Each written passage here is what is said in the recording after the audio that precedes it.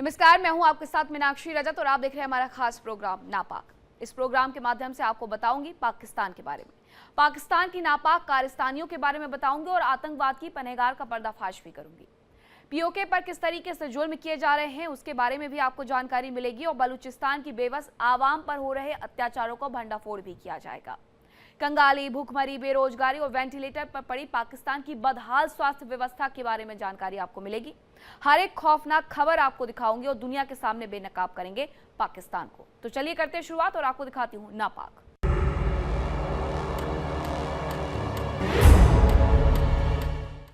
बलूच शेरों के खौफ से कांप उठा है इस वक्त पाकिस्तान और बीएलए से निपटने के लिए ईरान के सामने गिड़गिड़ाने पहुंचे हैं मुल्ला मुनीर। 10 लाख की फौज का गुरूर दिखाने वाली पाकिस्तानी आर्मी के बलूचिस्तान में घुटने टिक चुके हैं। ताबड़तोड़ हमलों से बदहवास मुल्ला मुनीर अब तेहरान के दर पर जाकर के मदद की भीख मांग रहे हैं। सवाल बड़ा है, क्या ईरान की शरण में जाने से पाकिस्तान का खात्मा रुक जाएगा या बलूचों का गदर पाकिस्तान का नया नक्शा लिखेगा? देखिए इस खास रिपोर्ट में।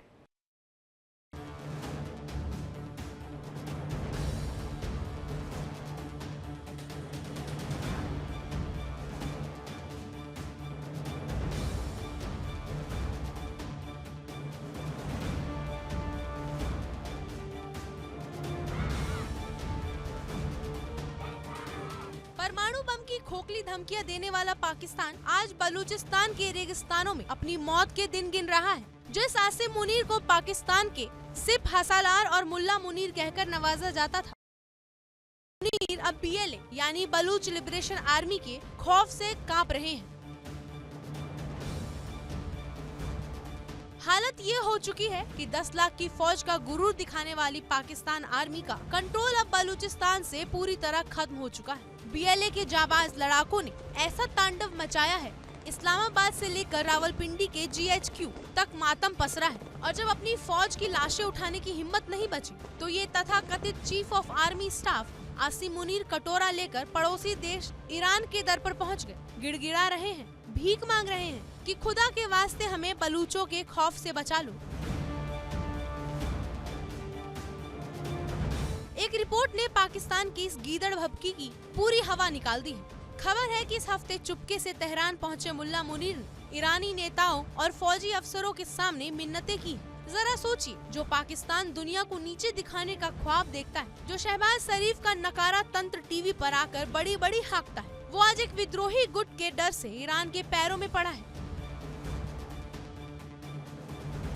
मुनीर का कहना है कि बीएलए के लड़ाके हमले करते हैं और फिर ईरान की सीमा में चले जाते हैं। लेकिन सवाल है कि मुल्ला मुनीर, आपकी वो 10 लाख की सेना कहाँ सो रही है? कहाँ गई आपकी इंटेलिजेंस एजेंसी आईएसआई? क्या आईएसआई का काम सिर्फ अपनी आवाम पर गोलियां चलाना है और अपने ही देश के नेताओं की सीडी बनाना रह गया है? जब बलूच शेरों से सामना होता है तो आपकी सेना दुम दबाकर क्यों भाग खड़ी होती है?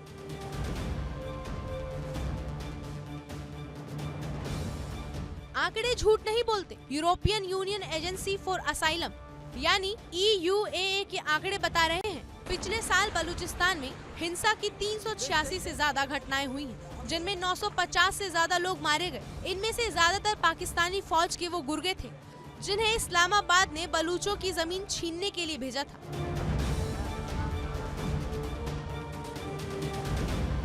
बलूचिस्तान अब पाकिस्तान के लिए कोई प्रांत नहीं बल्कि नो गो जोन बन चुका है। मई के महीने में क्वेटा में जब बीएलए ने एक ट्रेन को निशाना बनाया और पूरी रेलवे लाइन को ठप कर दिया, तब रावलपिंडी में बैठे जनरलों के पसीने छूट गए थे।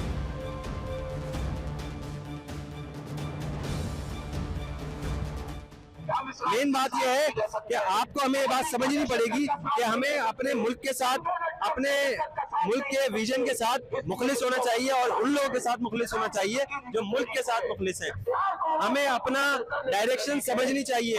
बहुत तजुर्बे कर लिए। मेरा तो मसला ये है कि जब हम देखते हैं कोई चीज दिवालिया हो रही है ना, जहाँ पे बोझ पड़ रहा है और कर्जों का बोझ पड़ रहा है, तो सबसे पहले हम क्या काम करते हैं? सबसे हम पहले ये काम करते हैं कि मजीद कर्जे लेने बंद करते हैं और उसके बाद नए ये कर्जे उतारने की हम फिक्र करते हैं। हमारा मसला सबसे बड़ा ये है कि हम कर्ज उतारने के लिए कर्ज लेते हैं और फिर कर्ज उतारने के लिए कर्ज लेते हैं। ये सबसे बड़ा इंटरेस्ट भी कर्जों से ही लेके कर्जे देके इंटरेस्ट लेते हैं। कर्ज की पीते थे मैं और ये कहते थे हाँ लड़ाएगी हमारी फाका मस्ती एक दिन। कर्जा उतारने के लिए कर्जा लेना जरूरी नहीं है, कर्जा उतारने के लिए खर्चे कम करना जरूरी है, एक्सपोर्ट बढ़ानी जरूरी है। पहले आप अपने एक्सपेंसेस कम करें। आप देखें अल्ले तल्ले खत्म नहीं होते। हम कर्जा लेते कहाँ पे खर्च होते हैं? हमारे कर्जे जो है ब्यूरोक्रेसी के ऊपर खर्च होते हैं। बड़ी बड़ी गाड़ियां ली जाती हैं, बड़े बड़े महलात बनाए जाते हैं, ब्यूरोक्रेसी अपने खर्चे पूरी करती है, हुक्मरानों की तनख्वाहें बढ़ रही होती हैं और आवाम इसी तरह से रुल रही होती है। ये रोडों पे देख रहे हैं, लोग मर रहे होते हैं। आप ये बताइए, ये जो यूनिवर्सिटी रोड खुदा पड़ा हुआ है, इसका इतने अरसे से खुदा हुआ है, क्यों खुदा हुआ है? इसके पैसे कहाँ गए? जो 10 अरब रुपए में प्रोजेक्ट होता है, जब वो मुकम्मल होता है उसकी लागत 50 अरब रुपए हो जाती है। क्यों डिले करते हैं? डिले टैक्टिक्स होती है, कहते हैं चीजें बढ़ गई हैं, कीमतें बढ़ गई हैं, इसके पैसे बढ़ाए जाए तब हम काम करेंगे। ये बदनीयत लोग हैं। पर इन पे इत्मीनान करना बिल्कुल ऐसे ही है जैसे आप अपने पैर पे खुद कुल्हाड़ा मार रहे हैं। जरूरी इस चीज की है, अगर आपने कर्जे उतारने, अपनी इकोनॉमी मजबूत करनी है, तो आपको अपने अखराजात कम करने पड़ेंगे, अपने पेट पे पत्थर बांधने पड़ेंगे। मुझे ये पता है कि हमारी गवर्नमेंट बददियानत है, बेईमान है। ये सिर्फ इसी चीज पे खुश होते हैं कि आवाम भूखी नंगी रहे, ये इक़्तिदार पे कब्जा रहे। इनका दिमाग जो है ये बिल्कुल फ्यूडल सिस्टम है। ये यहाँ पे लोगों को डराते हैं कि हम तुम्हारे लिए पैसे लेने जाते हैं, वहां पे जाके अपने आप को भूखा नंगा पेश करते हैं। ये हुक्मरान है।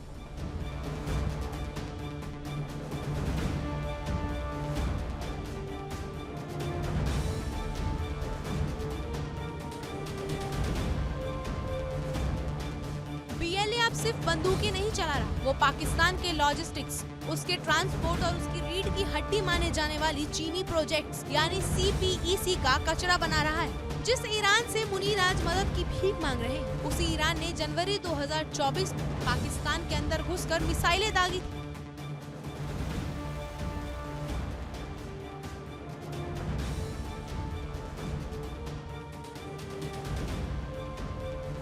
याद कीजिए वो दिन जब ईरान ने पाकिस्तान के झूठे स्वाभिमान की धज्जियां उड़ाते हुए उसके घर में सर्जिकल स्ट्राइक किया था। तब तो पाकिस्तान ने बड़ा नाटक किया था, लेकिन जब ईरान ने आंखें दिखाई तो 24 घंटे के अंदर ही पाकिस्तान के तेवर ढीले पड़ गए और गिड़गिड़ाते हुए कूटनीतिक रिश्ते बहाल किए। आज सिस्तान बलूचिस्तान बॉर्डर पर पाकिस्तान पूरी तरह बेनकाब हो चुका है।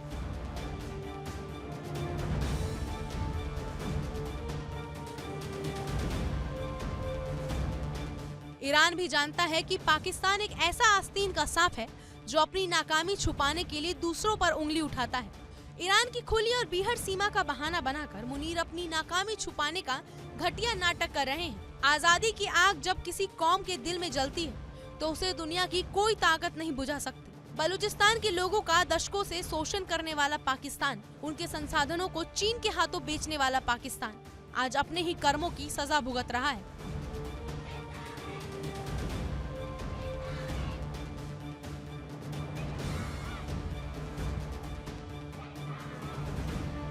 शहबाज शरीफ सरकार की जेब खाली है, आसिम मुनीर का दिमाग खाली है और पाकिस्तान का खजाना कंगाल है।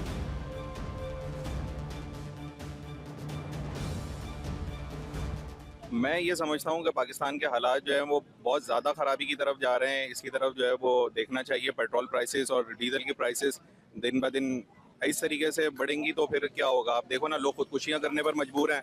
गाड़ियाँ, जिन लोगों का रोज़गार जो है वो गाड़ियों से, भले वो करीम उबर चला रहे हों, इन गाड़ियों से वाबस्ता है। देखिए, करीम उबर नहीं चलाने वाले जो लोग मतलब जॉब पे आते जाते हैं या जिनका बिजनेस है, ट्रेवल जो लोग करते हैं, सभी इससे अफेक्ट है। सभी हैं, लेकिन ज़्यादा तो ये है ना, ये तो बेचारे अब क्या खुदकुशियाँ करने पर आ गए हैं। आप देखो लोगों के हालात क्या हैं। ये जितने लोग बैठे हुए हैं, इनका सबका रोना जो है ना वो यही है कि प्राइसेस इतने बढ़ गए। और सिर्फ पेट्रोल से शुरू होती है कहानी, और फिर आप देखो कि कोई भी चीज़ अपनी जगह पे नहीं रहती। हर चीज़ जहां आप जाओ तो वो महंगी है, तो लोगों को बहुत परेशानी का सामना है। और इस वजह से मुल्क के हालात, मैं नहीं समझता कि आने वाले वक्तों में भी पेट्रोल की प्राइस रहेंगे तो वो बेहतर होंगे। पहले से वो पेट्रोल के प्राइस जो है ना वो जगह पर आने चाहिए। ये बहुत ऊपर चले गए। बस अब हम किसी को, अपने हुक्मरानों को यही कह सकते हैं कि भाई आप उस तरफ भी देखें कि वो, उनका भी तो पेट्रोल वहीं से गुजर कर आता है जहाँ से हमारा आता है। आलमी मंडी में पेट्रोल जो है वो महंगा तो सबके लिए हो रहा है, सिर्फ हमारे लिए ये परेशानी क्यों हो कि वो हर हफ्ते जो है वो, और इतना पैसे बढ़ना कि कभी 50 रुपए और 26 रुपए और 55 रुपए, ये तो बहुत ज्यादा हो गया। 137 रुपए भी बढ़े पेट्रोल पे एक साथ। बिल्कुल बिल्कुल। पब्लिक के पास कोई हल नहीं, पता किसी को क्या हल है। हमने सब करके देख लिया। हमने इमरान खान साहब को सपोर्ट करके देख लिया, हमने नून लीग को सपोर्ट करके देख लिया, हमने आर्मी को सपोर्ट करके देख लिया। वक्ती फायदा होता है, वक्ती कोई गवर्नमेंट आती है, कुछ चीजें सीधी हो जाती हैं, कुछ चीजें खराब हो जाती हैं। लॉन्ग टर्म में किसी के पास कोई हल नहीं। ये सारी बोलने की बातें, इसको ले आओ, उसको, सबको ला के देख लिया। इमरान खान साहब को भी ला के देख लिया, नवाज शरीफ साहब को माशाल्लाह 3 बार ला के देख लिया, आर्मी को तो लाए हुए ही हैं, वो तो जाती नहीं है, तो कोई हल नहीं है। ये सारी बोलने की बात है। क्योंकि गैस तो आपकी चाय पे ही बनती है। जी सॉरी, बिल्कुल, चाय आपकी गैस पे ही बनती है। जी बिल्कुल यही सा है, बहुत परेशान कर रखा है, क्योंकि हम रेट भी नहीं बढ़ा सकते, क्योंकि परेशान हो जाता है ग्राहक सारा। गरीब लोग है, फैक्ट्री वाला लोग है, 50 से ऊपर चाय नहीं पीता है, 50 वाला चाय 2-3 बंदे पीता है। 50 वाला चाय अभी कितने को हो गया? 50 वाला चाय तो वही 60 की चल रहा है, लेकिन हम नहीं बढ़ा सकते क्योंकि कारोबार ऐसा भी डोंड है। और दूसरी बात ये, जो 10 रुपए बढ़ गए चाय के ऊपर। जो सिलेंडर 9,000 9,500 का आ रहा था, अब 19,000 20,000, वो भी मुश्किल है, डबल से भी ज्यादा रेट हो वो भी नहीं मिलता है। 10 सिलेंडर बोल दिए तो 2 सिलेंडर आ जाता है, फिर बहुत मुश्किल से और सिलेंडर मिल जाता है। ये मसला है, बहुत महंगा हो गया गैस। लेकिन जो लोग आप देख रहे हैं कि जिन लोगों के रोजगार मतलब कम कमाई है, जिनके रोजगार नहीं है, वो लोग कैसे सरवाइव कर रहे हैं, अपने हालात कैसे देख रहे हैं पाकिस्तान के? बहुत मुश्किल है यार, मैं यही सोच रहा हूँ, यही बोल रहा हूँ बार बार कि अल्लाह ही चला रहे, तो इंसानों की बस की बात नहीं है। 25-30 हजार तनख्वाह वाला लोग है, अब इसके ऊपर जब चाय महंगी करेंगे तो चाय का पैसा देवे तनख्वाह के अंदर, या किराया देवे, या वो अपना बिल भर ले बिजली का या गैस का। गैस तो घरों पे आता ही नहीं है, सिलेंडर है, बिजली भी नहीं आती है, पानी भी नहीं आता है। हाँ ना यार, परेशान कर रखी है। देखो महंगाई के हालात से तो कम से कम एक कप चाय 100 रुपए से भी ऊपर होना चाहिए, लेकिन अब ऊपर करेंगे तो गरीब कहाँ से पिएगा? अब 25-30 हजार वाला तनख्वाह उसमें के अंदर कैसा पी ले? इकोनॉमिकल क्राइसिस तो पाकिस्तान में इस फ्यूल एनर्जी से पहले की ही है। पाकिस्तान इसका शिकार बहुत पहले से है, और इसने सही और करके हिट कर दिए। बेरोजगारी भी पहले से है, और प्लानिंग हमारे पास नहीं है। बेसिकली ये प्रॉब्लम नहीं है, हो गया हमारे पास प्लानिंग नहीं है। आज से नहीं, शुरू से हमारे पास प्लानिंग नहीं है, और हम विदाउट प्लान सारे काम कर रहे होते हैं। अगर हम इस मुश्किल से भी निकल सकते थे अगर हम एक मेच्योर प्लान बनाते। महंगाई का रोना, बेरोजगारी का रोना, 40-50 हजार में गुजारा, ये तो इससे पहले के इश्यूज हैं। ये तो और कब्र में आखिरी कील लगी है कि आपके फ्यूल और इतने महंगे हो गए कि एक नॉर्मल बंदे की सोच से ऊपर, तवक्को से ऊपर है कि आपका फ्यूल 420, 410, 405 रुपए पे आके खड़ा हो गया।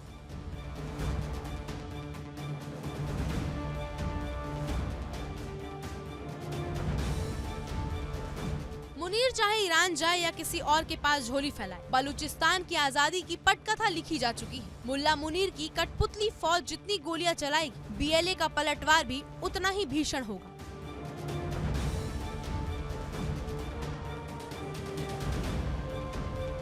Bureau report, India daily 24/7।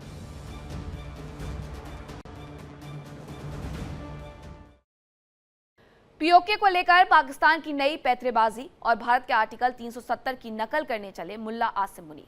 कंगाली की कगार पर खड़ा पाकिस्तान अब पीओके और गिलगित बाल्टिस्तान को अंतरिम प्रांत बनाने का पाखंड रच रहा है। लेकिन मुल्ला मुनीर संविधान बदलने से पहले पीओके की भूखी आवाम को 2 वक्त की रोटी तो दे देते। भारत चीन की बातचीत से घबराए शहबाज और मुनीर आखिर अब कौन सा नया षड्यंत्र रच रहे हैं, देखिए हमारे इस एक्सक्लूसिव रिपोर्ट में।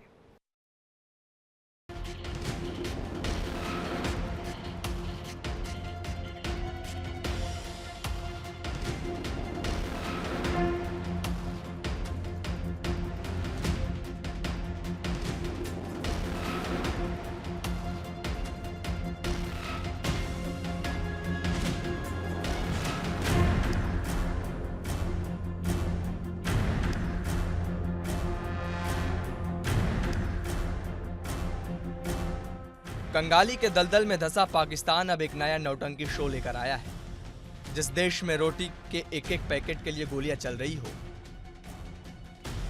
जहां आटे की बोरी छीनने के लिए लोग सड़कों पर एक दूसरे का खून बहा रहे हो, उस देश के हुक्मरान आज पीओके यानी गुलाम जम्मू कश्मीर और गिलगिट बाल्टिस्तान का भाग्य बदलने का दावा कर रहे हैं।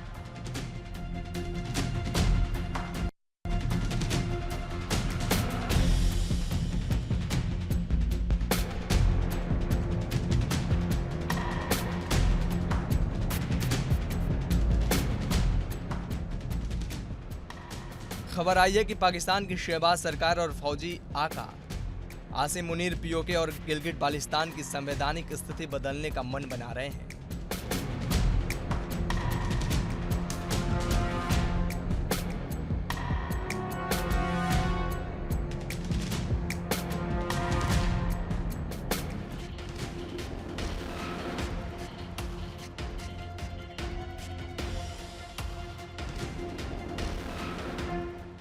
28वें संविधान संशोधन की आड़ में इन इलाकों को अंतरिम प्रांत का दर्जा देने का नाटक किया जा रहा है।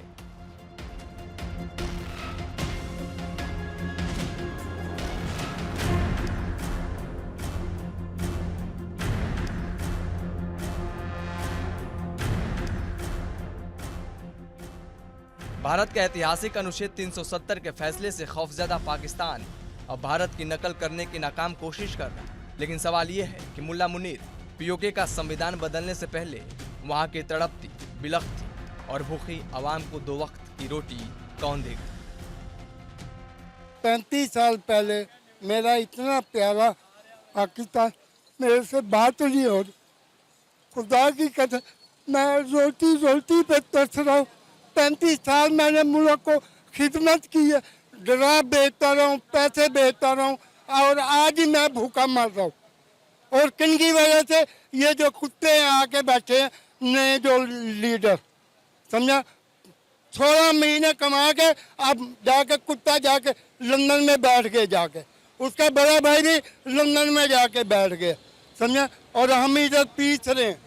खुदा की कसम मैं एक टाइम की रोटी खा रहा हूँ, वल्लाह मैं एक टाइम की रोटी खा रहा हूँ और वो भी भूखा रह गए कि चलो मेरे बच्चे खा ले। खुदा की कसम मेरे 35 साल मैंने मदीना में लगा के मैं आज भी उधर भूखा हूँ। मेरा इससे तो पहले पाकिस्तान मेरा बड़ा अच्छा था, मेरी इज्जत थी, समझे, हर चीज सस्ती थी। खुदा की कसम आज देखो, आज 2700 का तोड़ा, कल जाके पूछोगे 3000 का तोड़ा हुआ होगा, क्योंकि आज 15-20 रुपए आज फिर पेट्रोल बढ़ गया और कल फिर बढ़ जाएगा। उनको जाके बोलो, वो कहते और लेना ले, निकल दुकान से बाहर। ना वो एहतराम देखता है बुरा आदमी का, ना कुछ। वो यही कहता है कल निकल जाता था, जाके हुकूमत को जाके बोल। हम किसके आगे रोए बताएं, समझे। ये हमने मुल्क बनाया था, अपना खून दे के ये मुल्क बनाया था, इसलिए कि हम ही पीछे, समझा। 1 अरब 65 करोड़ आवाम है इंडिया की और खुदा की कसम आज भी खुशहाल है। हमारे से ज्यादा पावरफुल करेंसी है उसकी। सन 85 में गया हूँ तो सऊदी अरब में उस टाइम हमारी करेंसी पावरफुल थी, 2.5 रुपए का रियाल था, 2.25 रुपए का। और इंडिया और बांग्लादेश से हम कई दर्जे अच्छे थे। आइए आपको बताते हैं कि इस्लामाबाद के हुक्मरान अचानक ये चाल क्यों चल रहे हैं। दरअसल पाकिस्तान के संविधान के अनुच्छेद 1-2 में आज तक पीओके को उसका आधिकारिक राज्य नहीं माना गया है। पाकिस्तान इसे सिर्फ कब्जे का इलाका बनाकर इस्तेमाल करता रहा है। पाकिस्तान की नींद उड़ी हुई है क्योंकि भारत और चीन के बीच सीमा विवाद लगातार बातचीत आगे बढ़ रही है। इस्लामाबाद को डर है कि अगर दिल्ली और बीजिंग के बीच कोई बड़ा समझौता हो गया तो 1963 में पाकिस्तान ने जो शख्स गाम घाटी चीन को भूख में दी थी उस पर उसकी कोई पूछ नहीं रह जाएगी। भारत चीन के स्थिर होते रिश्तों में मुल्ला मुनीर का कलेजा कांप रहा है। इसी घबराहट में 28वें संविधान संशोधन का ड्रामा रचा जा रहा ताकि दुनिया को दिखाया जा सके कि पीओके पर उनका नियंत्रण पक्का है। लेकिन कागजों की बाजीगरी पीओके की कड़वी सच्चाई को नहीं छुपा सकती। जिस गिलगिट बाल्टिस्तान और पीओके को ये प्रांत बनाने का झांसा दे रहे हैं वही की जमीनी हकीकत देकर किसी भी इंसान की रूह कांप जाएगी।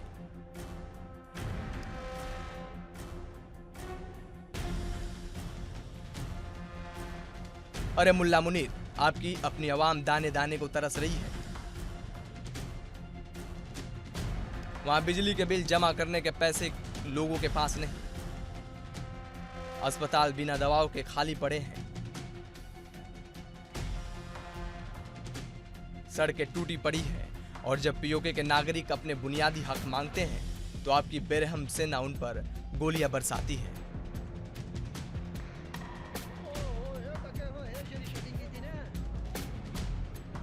पेट्रोल की कीमतों में एक बार फिर इजाफा हो गया है। क्या कहेंगे आप? दिन ब दिन पेट्रोल जो है वो आसमान की तरफ बढ़ता चला जा रहा है। कीमत रोज 10 दिन के बाद आप कह लें कि 20 रुपए करके बढ़ती चली जा रही है। 1-2 रुपया नहीं, 20 रुपए एकदम बढ़ा दिए जाते हैं। मैं आपको ये कहना चाहूँगा, पहले ये मुझे बताएं कि ये हुकूमत किसकी है। जो हम सबको जो सोचने वाली बात है ना, असल में मसला ये है कि पहले तो वो बढ़ा रहे थे नवाज शरीफ, ये शहबाज शरीफ वगैरह ना, ये जो 13 जमाती पार्टी थी, तो आज हम किसको कहें? और फिर हम इस चीज़ को माने कि जिनको हम नहीं कहना चाहते वही चला रहे हैं सिस्टम को, और फिर वही बढ़ा रहे हैं ये सब कुछ। ये सारे मामलात पे उन्हीं का हाथ है। वो जो निगरान वज़ीर आज़म साहब हैं उनको कुछ नज़र नहीं आ रहा, जो हमारे नकवी साहब हैं, मोहसिन नकवी साहब, उनको इन चीज़ों पे कोई असर नहीं है। हमारे जो हाफिज साहब हैं उनको इस चीज़ का नहीं पता कि इस मुल्क में क्या हो रहा है। खुदा की कसम लोग पिस गए हैं। आपको पता नहीं है, पिछले महीने मैं 50,000 बिल मैंने पे किया, 50,000 रुपये। हम किराएदार हैं यहाँ पे ना सब, मतलब कि हमारी दुकानें भी किराए की हैं, मतलब कि घर भी हमारे मतलब कि अपने नहीं हैं। यकीन करें पहले लोग कहते थे हम हैंड टू माउथ हैं, जो कमाते हैं वो खाते हैं।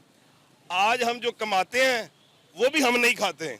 जो हम कमा रहे हैं सिर्फ हम दूसरों को दे ही रहे हैं। जो अपना गुजारा है ना वो हमारा बहुत मुश्किल हो रहा है। ये एक मेरा नहीं, मेरे साथ जितने ये लड़के खड़े हैं सबका, ये सारे स्टूडेंट हैं। इनको ये जो स्टूडेंट्स इनको पहले आता था घर से 20-20 हज़ार रुपये, अब इनको आता है 30,000 रुपये। और यकीन करें आज जो 30,000 लेके भी वो खुश नहीं है, उसको समझ नहीं आती कि उसने अपना ट्रैवलिंग का किराया किस तरह देना है, उसे अभी रिहाइश कैसे मैनेज करनी है, अपना मेस कैसे मैनेज करना है। हालात इतने नाजुक तरीन हो गए हैं।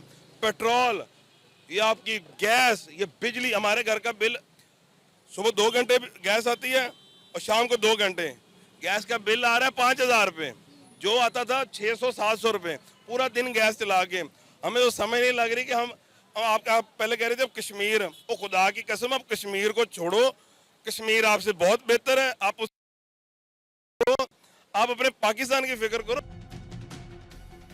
शहबाज शरीफ का काम सिर्फ दुनिया भर में कटोरा लेकर घूमना और भीख मांगना रह गया है, और मुल्ला मुनीर का काम सिर्फ कागजी कानून बनाकर अपनी नाकामी पर पर्दा डालना।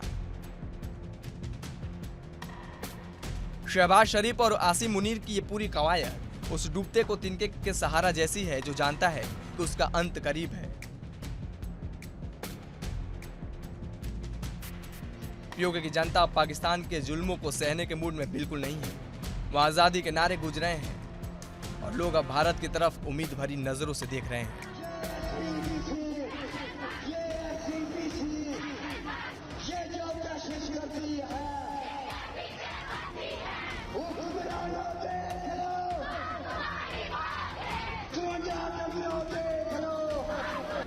मुल्ला मुनीर आप चाहे 28वां संविधान संशोधन लाए या 100वां, पीओके की बदहाल जनता का गुस्सा अब आपकी फौजी हुकूमत को निगलने के लिए तैयार है। संविधान संशोधन का यह ड्रामा सिर्फ आपकी घबराहट को दर्शाता है। पहले अपनी आवाम का पेट भरिए, उनके लिए आटों की बोरियों का इंतजाम कीजिए, फिर कूटनीति के बड़े बड़े ख्वाब देखिए, क्योंकि इतिहास गवाह है कि जो हुक्मरान अपनी जनता को भूखा मारकर कब्जे का सपने देखता है, उनका अंजाम इतिहास के कूड़ेदान में ही होता। Bureau report, India daily 24x7।